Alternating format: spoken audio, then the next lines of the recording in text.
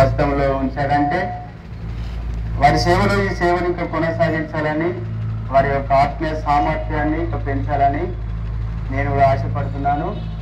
కాబట్టి సంఘముగా, సమాజముగా, సహోదరులుగా కలిసి మరి తనతో ఉన్నట్టు ఇంకెల్లప్పుడు కూడా మనం ఉండి అది కొనసాగిస్తేనే దేవునికి మహిమ ఉంటుంది.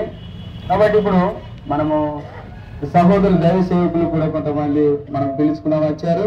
ఇప్పుడు వాళ్ళు ఈ సాక్ష్యాల గురించి రాబో మరి ఆత్మీయ సంఘము, ఆత్మీయ కుటుంబము, ఆరోగ్యము, మరి దేవుడిచ్చినటువంటి వారికి ఇచ్చే ప్రతిఫలాలు ఇంకా అధికం చేయడానికి ఇద్దరు దైవ సేవకులు, మరి ఆర్మూర్, మరి దైవ సేవకులు బెంజమిన్ అన్న, మరి నిజామాబాద్ జోసెఫ్ జెర్మియా అన్న, మరి రాబో పరిచర్య కొరకు వారి ఆరోగ్యము, ఆత్మీయ జీవితం, కుటుంబము, సంఘము వీటి కొరకు ఇద్దరు వాళ్ళు ప్రార్థన చేస్తారు. తర్వాత మనం వాక్యంలోనికి ప్రవేశం కలిగి ఉంటాం.